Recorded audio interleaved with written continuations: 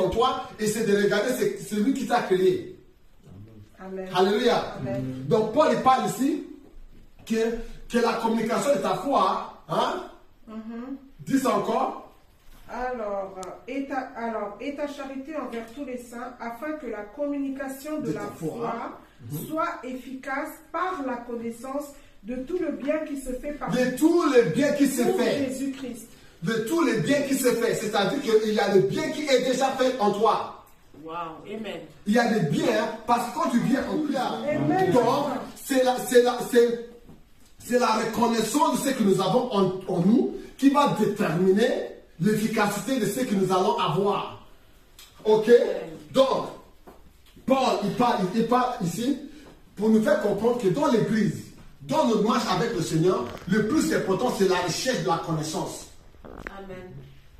Vous allez voir que le plus que tu connais Christ, le plus que les choses vont aller facilement pour toi. Pas parce que les choses sont changées, parce que ta manière de voir les choses sont changées. Alléluia. Et la manière de gérer les choses a évolué. Alléluia. C'est l'évolution vient avec connaissance. Cette évolution vient avec, ça ne vient pas avec la prière. Cette évolution ne vient pas avec jeûner. Cette évolution vient avec la connaissance. Si nos pas allaient dire à Philémon, hein?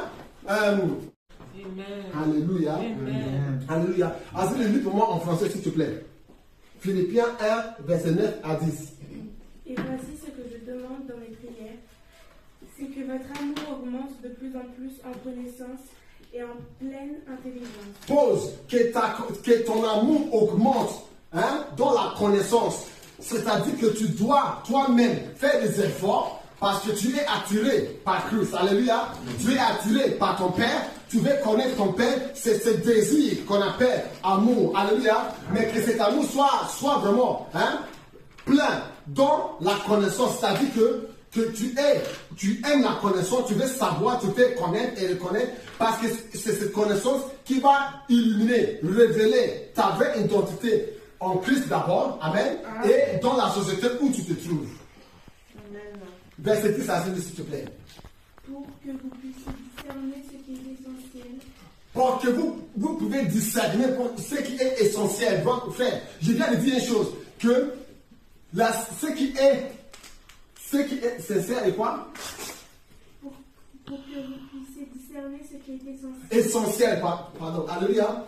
Pourquoi il appelle ça ce qui est essentiel?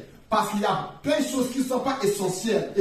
Écoutez, quand tu n'as pas l'amour pour la connaissance, tu vas laisser les choses qui ne sont pas importantes dans la vie te perturber. Beaucoup de chrétiens aujourd'hui sont perturbés par problèmes en réalité, les problèmes qui n'existent pas. Je vous dis la vérité parce qu'il leur manque la connaissance, donc ils passent leur temps de résoudre des problèmes qui n'existent pas. Pourquoi il leur manque la connaissance? Je vais donner un bon exemple. Frère, en Christ nous sommes la lumière. Alléluia. Amen. Il n'a pas dit que nous allons avoir la lumière. Non, nous sommes la lumière. Christ nous a fait la lumière. Alléluia. Et autant que lumière maintenant, le ténèbre ne peut pas nous résister. Alléluia. Cette résistance ne demande pas de ta prière. Cette résistance ne demande pas de ta force. Ces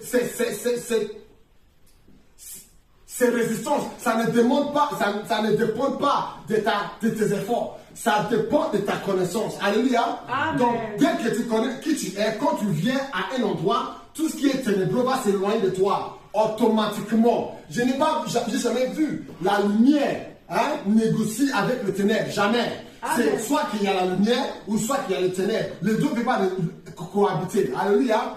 Donc, quand tu reconnais qui tu es, autant que lumière, je vous dis une chose. Tu ne vas pas avoir peur des sorciers. Amen. Mais les chrétiens, malheureusement, aujourd'hui, j'ai tellement entendu ça que ça me ronde, c'est pas que ça me vexe, mais c'est décevant, alléluia, de voir des chrétiens qui ont peur, qui nourrissent la peur contre les sorciers. Les sorciers devaient avoir peur de nous. Amen, pasteur. Logiquement parlant. Mais si tu ne connais pas ça, tu vas commencer à passer les heures en prière contre le sorcier de ta famille, contre le sorcier qui est dans ta belle famille. Pourtant, ça n'existe pas en tant qu'un enfant de Dieu. Tu es déjà libéré de tout ça. Amen. Amen. Alléluia. Amen. Alléluia. Amen. Alléluia. Amen. Continue, finis le passage, s'il te plaît. Ainsi vous serez purs et irréprochables pour le jour de Christ. Ainsi vous serez purs. Alléluia. Je me rappelle que quelque part c'est écrit dans la parole que celui qui est pur. Non, tout est pur pour celui qui est pur. Ok? Alléluia. Let us go to French. Let me not go too far in English. Read for me as the same passage in French, please. Colossians chapter 1, verse 9 to 10. Voilà pourquoi nous aussi, depuis le jour où nous en avons été informés, nous ne cessons de prier Dieu pour vous. C'est Paul qui parle ici. Il dit que nous ne cessons pas prier pour vous, hein, pour pouvoir être effectifs vraiment dans la société.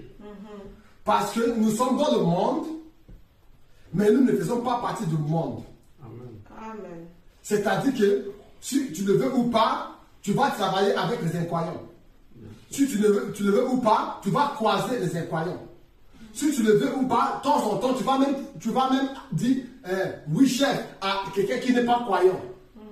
Alléluia. Mais tu as besoin de cette connaissance pour pouvoir agir correctement en tant qu'homme naturel et autant qu'homme spirituel aussi. Alléluia. Mais la prière de Paul pour nous, c'est qu'on soit vraiment en abondance de connaissances quand il s'agit de la connaissance naturelle et la connaissance spirituelle. Alléluia. Amen. Alléluia. Amen.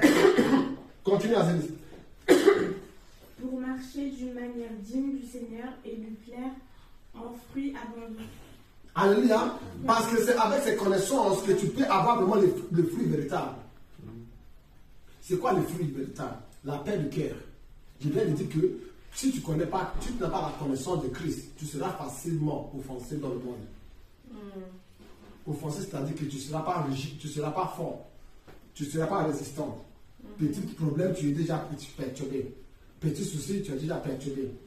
Mais si tu connais Christ, tu vas mener ta vie sans offense, c'est-à-dire tu vas mener ta vie en paix.